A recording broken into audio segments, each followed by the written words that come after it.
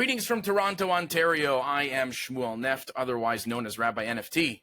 And I'm Dovi and Shmuel, joining you from Erie, Pennsylvania. Welcome to the Millennial Rabbis Podcast. As Chabad rabbis born in the 90s, we bridged the gap between two very distinct Jewish communities on opposite shores of Lake Erie. Join us as we navigate the complexities of the modern world, offering fresh perspectives on the challenges we face today. Let's make sense of it all together. Welcome back to MRP, the Millennial Rabbis Podcast.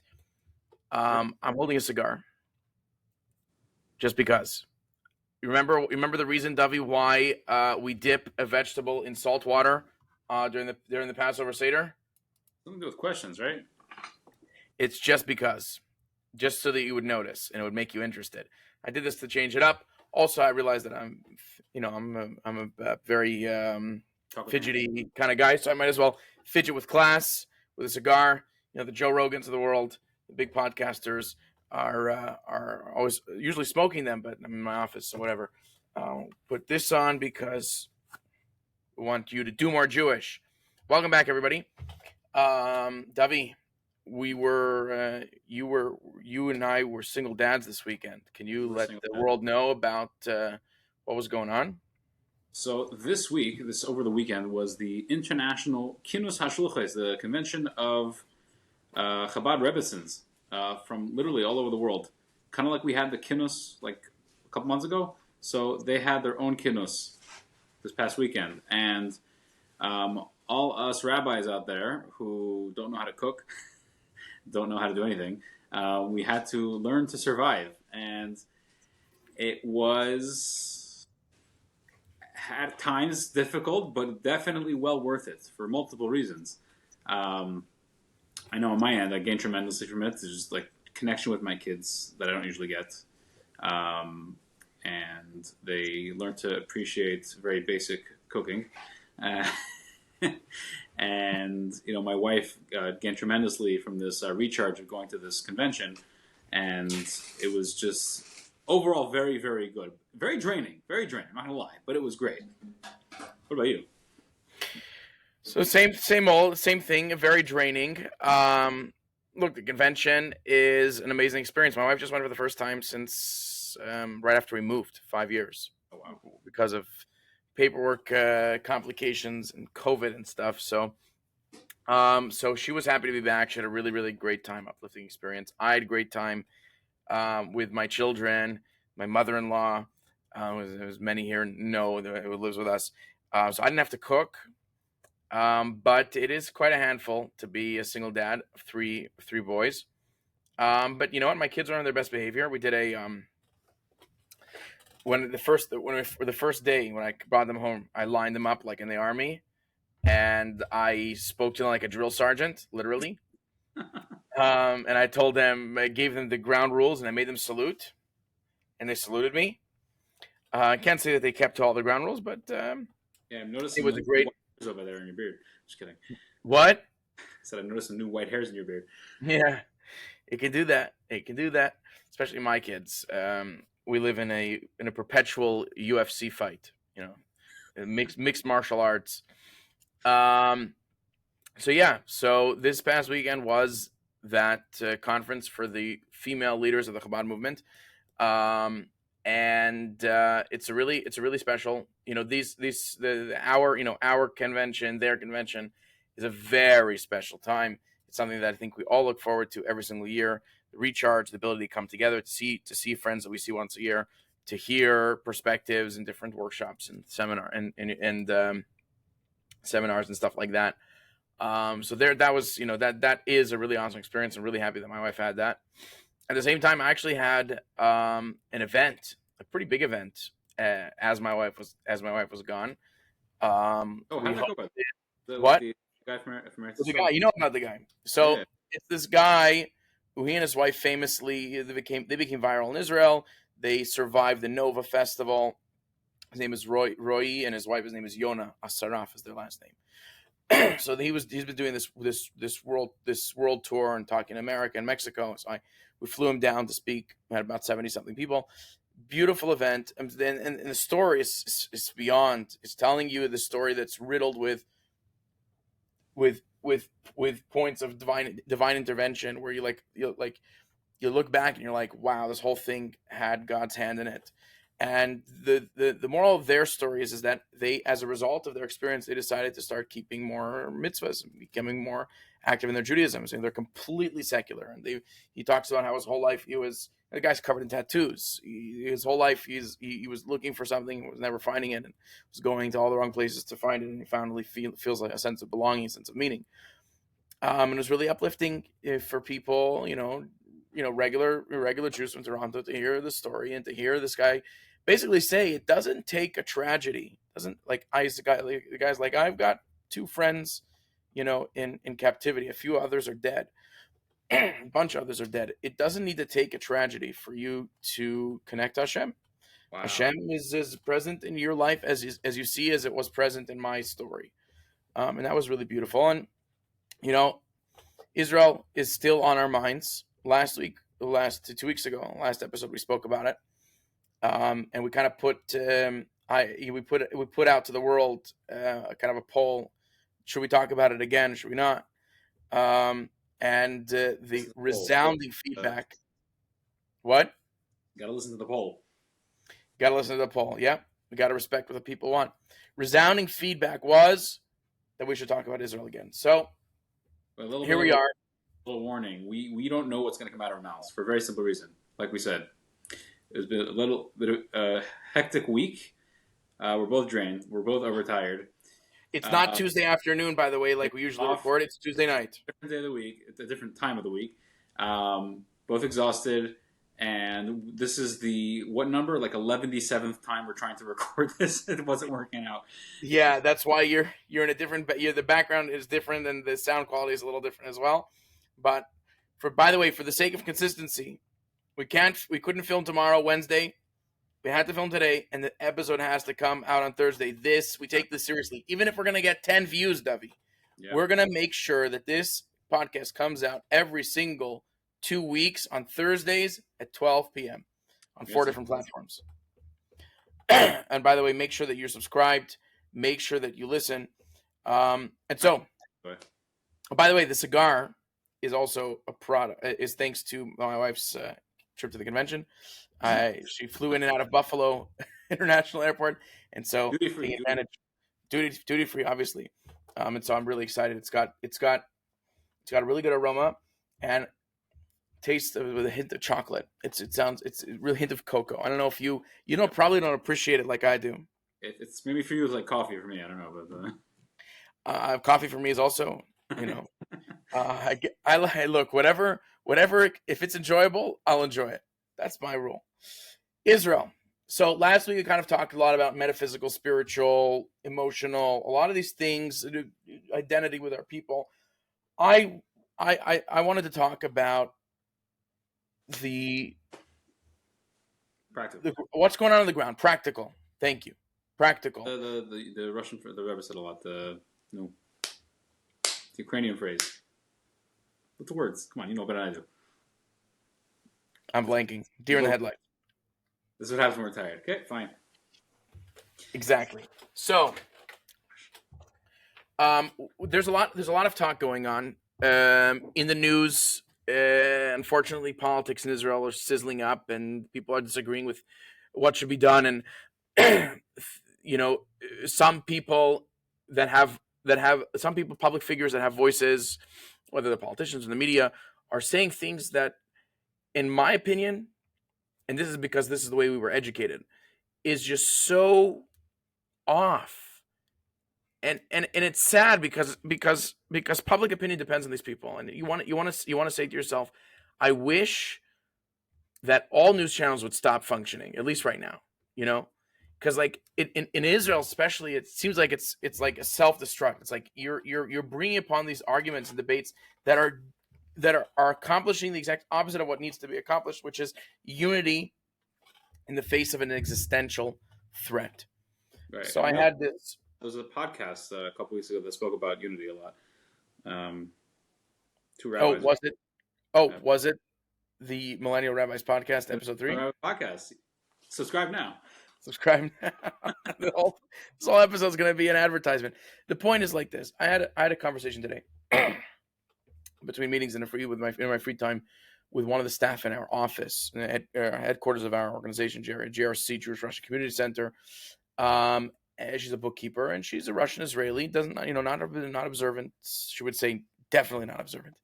That's the way she would put it mildly. Who says, "What do you think?" She says, "We're a cursed people. They keep coming after us. They keep attacking us. They keep threatening us, want to kill us. We must be cursed." And so I said like this: the Jewish people were a blessed people, but our leadership sometimes fails to see that. And that's the problem. That is the problem. So I'm a student of history. I love history. In fact, I used to get in trouble for essentially teaching history classes in school because my teachers didn't know history. I can see that. And so I look back and I see what has happened in history. In recent history, you don't have to go back. We only have to go back to 1948. Obviously, one of the biggest talking points that the other side has is you're colonial settlers. You came in 48. You're taking over the poor abused class of dark people. I'm sorry for putting it like that. Where it's turning into this class war. You're just. The funny thing is, I'm going a little off topic, but it's still part of the topic. A lot of the things that we hear in the pro-Palestine camp is straight up, unfiltered KGB propaganda. Now you're wondering probably what I'm talking about. But what happened is the Soviet Union famously was kind of the straw that broke the camel's back in the sense that its vote was what basically allowed the UN to approve the partition plan, which only the Israelis accepted and the Arabs didn't accept, and led to Israeli independence. The Soviets had thought that Israel would become a beacon for communism because Israel was very much led by leftist ideals, kibbutzim, the leftist parties, etc. And then they became disappointed after the Jews miraculously won their war of independence in 48, and then they kind of realized that they tried pushing diplomatically Israel to kind of come into their camp, but it wasn't working. And so it became this another flashpoint between the U.S. and the Soviet Union in the world of proxies during the Cold War, which culminated in 1967 with the Six-Day War. Now, the Soviets threw themselves behind the Arab powers in the Six-Day War, the Syrians, the Jordanians, the Egyptians. And what happened? The Jews kicked their butts, and they all left the battlefield with their tails behind their legs, back to where they came from. And the Soviet Union was disappointed. At that point, the Soviet Union realized that they were not. This is crazy. The Soviet Union, the Soviet government realized they're not going to get anywhere with Israel, and that Israel seems to be ending out on top. And so they decided to create what we call the kryptonite, referring to the material is famous. I don't know. You know what kryptonite is? Heard of it. Okay, so kryptonite is a made up material from the Superman comics. Superman, by the way, is created by Jews, was invincible. You can shoot him. You can run him over. You can do anything. He wouldn't die. He wouldn't even be scratched. The only thing that could damage Superman and kill him is kryptonite. Anyway, so that's like the Achilles heel. The kryptonite for Israel is public relations. The KGB is not stupid. So that's from 1967 and on is when the pro-Palestine PLO Yasser Arafat narrative started to build. They realized they're not going to win them on the battlefield. They're going to win them in the field of public opinion. And let's be real. It has been a disaster for public opinion for Israel ever since. And people, now, most of the people that are peddling pro-Palestine don't care because they are people that love communism, KGB, Soviet Union, all this stuff. They're the revolutionaries. But people unknowingly, you are peddling a talking point from the KGB when you go pro-Palestine because it makes no sense otherwise. And so there are certain ideals upon which the Jewish people survives and thrives and weathers all the storms of history. Now let's remember, all the enemies of the Jewish people are in history books. Okay, we celebrate their deaths by eating food. Okay, Haman, Purim, we eat the cookies. Passover, Pharaoh, we eat the matzah. Hanukkah, the Greeks, we eat latkes. We destroy you, we eat. That's what happens. Okay. Am I missing a holiday? There's plenty of holidays, but I will say, by the way, just a plug over here. If you would like a class of a biased yet true version of history by Rebbe Shmuel, he's not available for hire. He's too busy. I wouldn't say it's biased. I would say it's quite objective. It's the truth. Anyway, the bias is related to the passion. Right. The Jewish people's survival has well, first of all, is very, very divinely oriented, but also the key to our success is what? No reason why we should be sitting here today. No logical reason. Correct. There is no reason why the Jewish people we're like, as Rabbi Yossi Jacobson, Y.Y. Jacobson loves to say, the Jewish people is the size of an error on a Chinese census. It's true. Unity is the tool number one for Jewish survival. When we see this throughout Jewish history, disunity amongst Jews creates damage, creates Holocaust. The Roman, when we talk about the Roman exile, the destruction of the Second Temple, that was a Holocaust. It was a bloodbath. The blood was literally flowing down the stone streets of Jerusalem. We talk about it as fables of history. Why did that happen? Yeah, it was a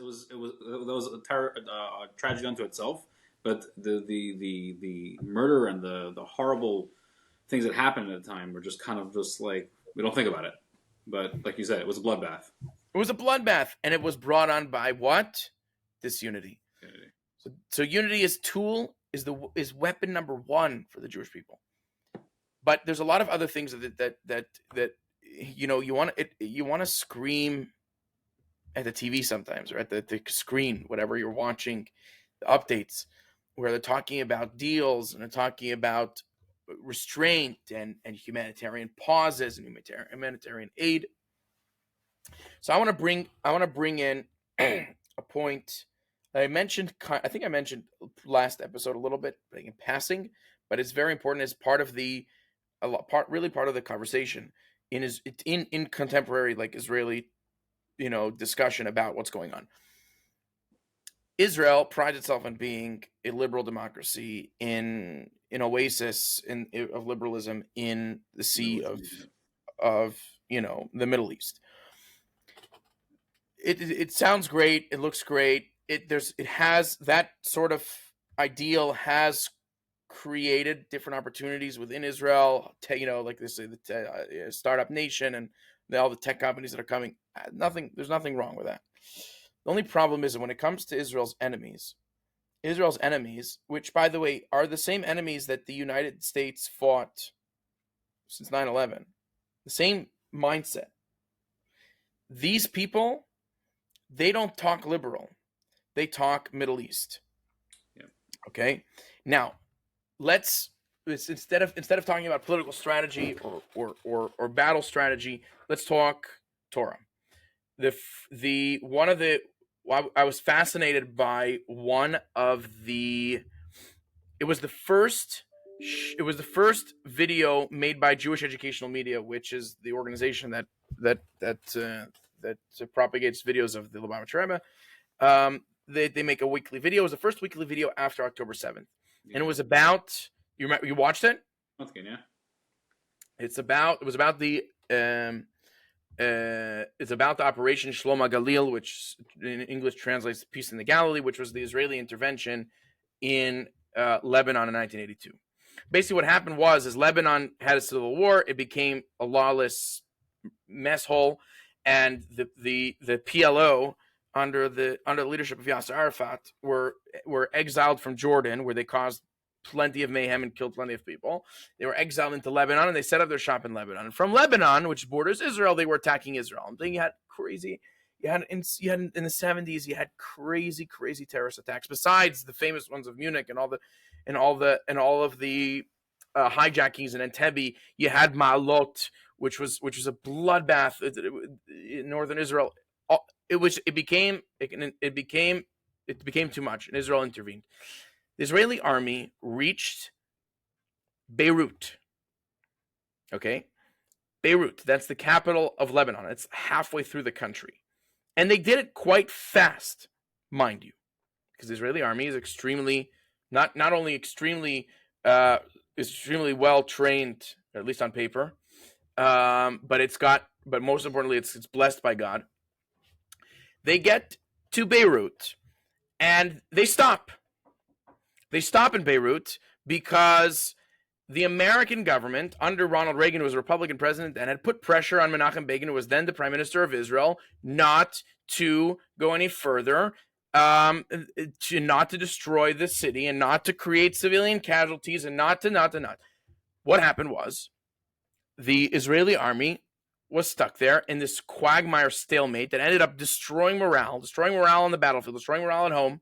In the end, the world turned against Israel, as usual, and the American government pressed for a ceasefire, and they came to a deal with the PLO. That the leadership of the PLO would be self-exile themselves to Tunisia, and that's it. The Israeli army would back off. That itself was a reason, was a cause for many problems until today, because of that. Because Israel had could have. I don't. How politically correct are we going to be here? Can I say they could have leveled Beirut, and under the rubble could have been Yasser Arafat, a person who caused killings of thousands of Jews in the decades afterwards, and instead he ran away to Tunisia and lived another day and lived another few decades. And the Rebbe you hear the way the Rebbe talks about it, just even if you don't understand fully what he's saying, but you hear the way he talks about it with a tone of voice so pained and so upset, frustrated, where the Rebbe says, you had a chance to destroy your biggest threat, and you let your biggest threat live another day because someone else pushed you to the world, because of the world, because of what the world thinks. And so this has been the motif. So this is I'll just plot myself in here a little bit. Just to connect the first topic and this topic, over the past weekend, part of the surviving factor was some good old Jewish educational videos for my kids to keep them a little bit occupied a little bit throughout the day. One of the videos my son likes to watch is called Itchikaduzi. If you've ever heard of it. It's a puppet show kind of thing. It's very, very good humor. It's good for adults. By the way, it's one of those kids shows that adults really get. So there's a certain point with in one of the Hanukkah episode where I'm trying to make it a point. I'm just talking about the kids shows. Where Rabbi Keduzi, the main guy, he goes to City Hall to get a permit to light his menorah for his Hanukkah event. The big menorah that he's lighting. And the guy behind the register at the counter is like this old, Mr. Wazinski, his name is. He's just like, you're one of those guys that are not ever happy. And at a certain point, Rebbe Keduzi gets really annoyed with him because he's not giving him the permit, and he lets it off at him, and the guy says, "Oh, now I'm crying in front of all my friends." And in the background, you hear, "We're not your friends." So it's important to realize that we're not your friends. Israel, as much as we have allies, and God bless those who help Israel, and those who do help them and support them, they will be blessed, and that's a fact. The true reality is, we're not your friends. That we can't rely on outside support. We need to do what's right, not what public opinion says. And by the way, you see it now. What's happening? The pressure, at least in the United States, and this happened many times over the decades. The U.S., the executive branch, really, the president of the United States, for the most part, and the State Department under his guidance, press for certain agendas in certain political circumstances that affect them. So which brings us to one of the points I think we wanted to discuss, which starts with the this abysmal, disastrous deal that was done in 1979 when Israel gave the Sinai Peninsula gave it away to Egypt during the Camp David Accords. Another thing that the Rebbe screamed about. What? Bring one of our points that we plan on saying once you said that. Yeah. The Rebbe actually spoke interestingly after the fact and said, it makes no sense to me. He says the way that things were set up, the Egyptian president, Anwar Sadat, needed to win a victory at home. He needed to have a public. It's important for people who don't know this. The Rebbe wasn't a rabbi, a typical rabbi. You had military leaders often would come to the Rebbe to get military advice. Not even military leaders, sometimes military engineers. Right. Greatest story about someone locally in Toronto, something along those lines. This is a man whose brain is beyond capacity what we can really relate to. Correct. And correct, absolutely. Dedicated to truth and to peace and to goodness, and against anything that stands in the way of that. As you were saying, go ahead. So you're absolutely right. I'm saying the Rebbe was able to express very prophetically certain necessary moves in the security and diplomacy in Israel that, because they didn't listen to him, things ended up bad. But here's what happened in 1979. The Egyptian president needed he was losing a lot of support domestically. He needed a win domestically. Jimmy Carter was a failed president of the United States. He needed a win domestically. The only party of the three parties, says the Rebbe, Lubavitcher Rebbe said this in public, the only party of the three parties that had nothing to gain from making a deal with Egypt, and he said they would have made a deal either way. They would have made a deal with land transfer or no land transfer, because they were the two other parties were so desperate to bring home a win. Yet Israel, for some reason, decided that it was in their best interest to hand over a massive piece of land that not only served as a security buffer zone, that saved God knows how many tens of thousands of lives during the Yom Kippur War, but also was rich in oil.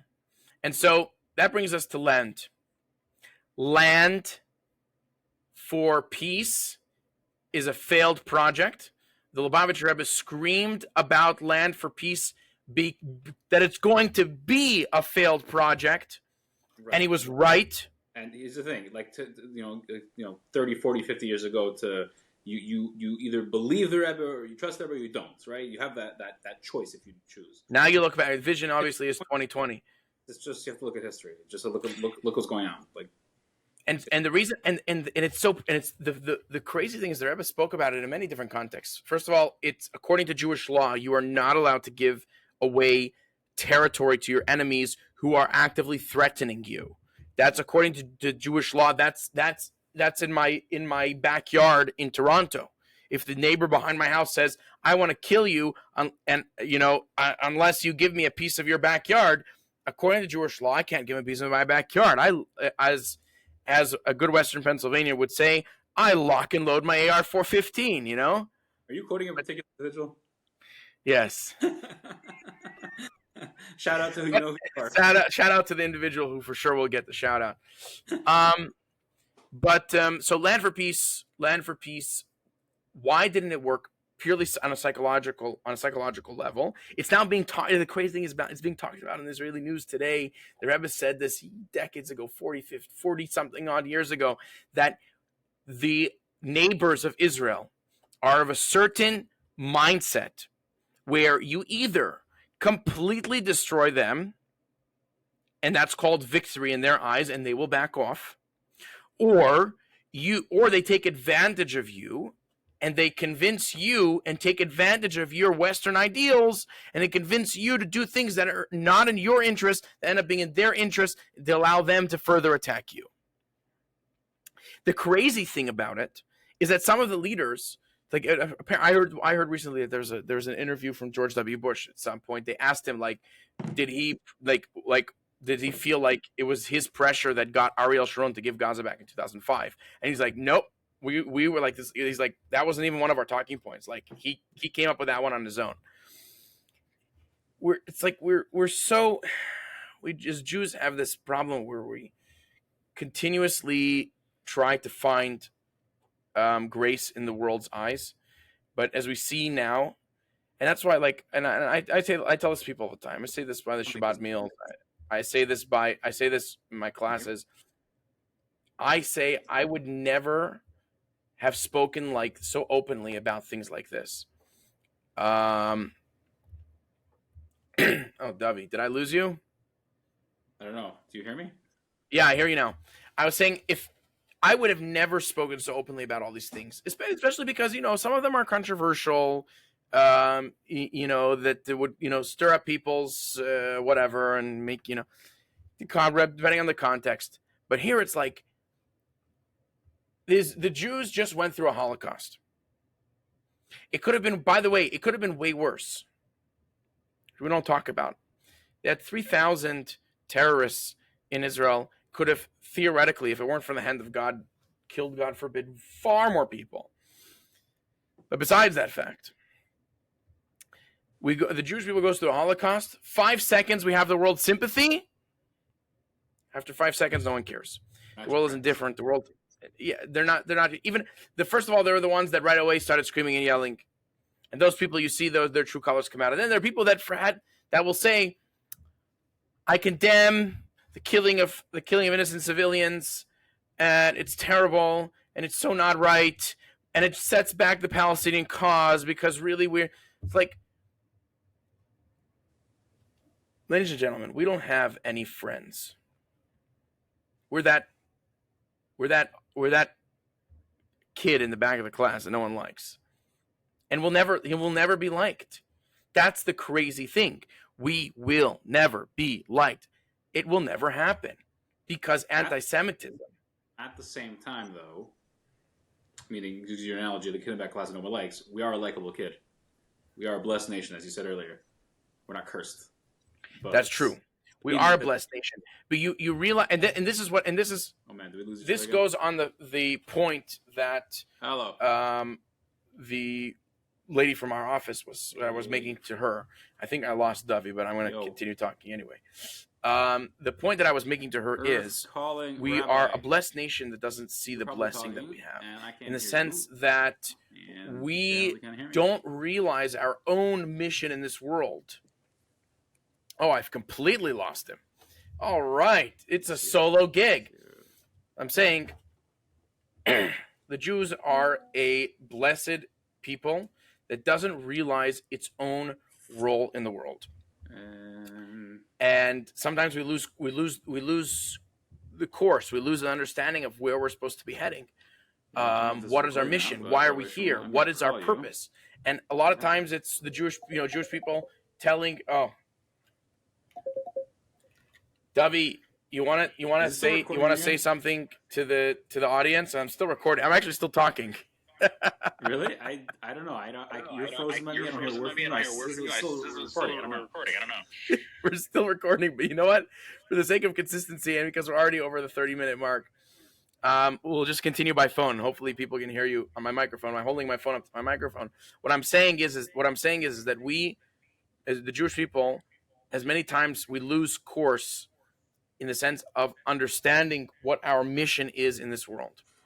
We were tasked to be the Or LaGoyim, the light upon the nations. Yes, it feels, you want to say for a second you tell yourself, am I saying that I'm superior to everybody else? Am I making myself different? You're definitely making yourself different, and the world will tell you that. You know why the world can't stand the Jewish people, Dovi? The reason why anti-Semitism exists and sometimes exists very strongly, and it will always exist, but it gets stronger and it gets weaker, is because the world is demanding. They want to see the Jews do what the Jews need to do. For sure. The Jews are supposed to be a united people. So the world says, you guys are not united. You're a joke. You're supposed to be a united people. The Jewish people are supposed to be a morally strong people. They see the Jewish people not morally strong. You're a joke. The Jewish people are supposed to be people that defend their own at any cost. And the world sees that they're not able to do that. They're seeing that the Israeli government is more than happy to send aid straight into the hands of terrorists without any sort of boundary and without any sort of limit for the sake of being liked by the rest of the world. And the rest of the world looks at the Jewish people and says, you are not serious. You're a joke. What do you say? I hear that, and I see it, and of course I see it. What can we do about that? What can we do to change that? What we can do is we can educate. We can be educated ourselves, and we can educate those around us. And it ultimately starts with a strong sense of Jewish pride, an unmitigated, unfiltered Jewish pride. In other words, a certain feeling of soundness and certainty in my God-given position here. So when someone comes to me personally and says, "You're a Zionist baby killer. You're responsible for the deaths of Palestinian children without any sort of genocide and all this garbage that they're throwing at us," and all you have to say is, "No, I'm not." And God gave the land of Israel to the Jewish people. He promised it to Abraham. So this conversation is over. To be able to build yourself up with a certain certainty in your Judaism, if we do this as a whole people, we will get to this point where we will be relentlessly Jewish. Yeah, I guess we're gonna have to continue this conversation next time, or we're at the 36-minute mark at this point. Man, it was not our lucky day this time. What? It's working out the way it's supposed to work out. Yeah, everything is for a reason. Closing words, Dovi, because as usual, I took the microphone. Closing words. If whoever can hear me, hopefully you'll hear me, either recording here or on the phone over here. Closing words. I have a woman in our community here that we helped bury a relative of hers who passed away.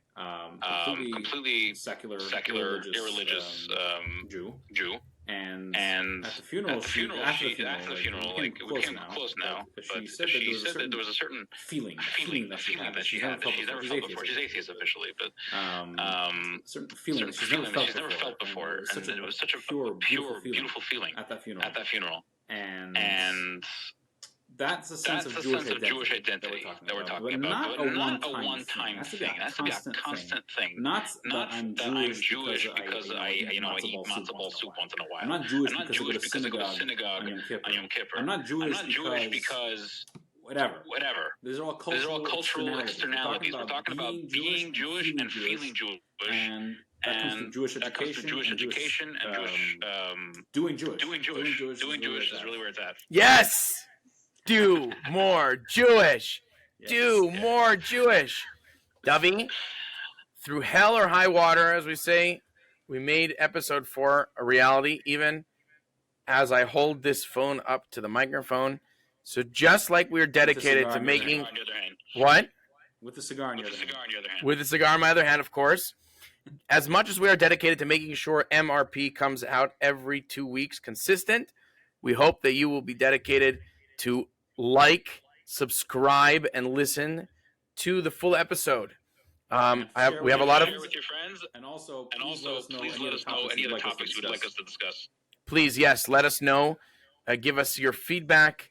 Yeah, I'm sure we're going to get a lot of comments in this one. I don't know if it's necessarily because of the content. The content is definitely worth commenting on, but just the way everything just played out over here tonight.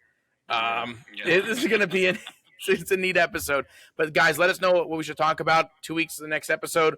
We're gonna expand the range of topics of discussion, and look, we're gonna bring Mashiach soon. Now, Amen. Okay, all Dovi. All right. Talk to you. All right.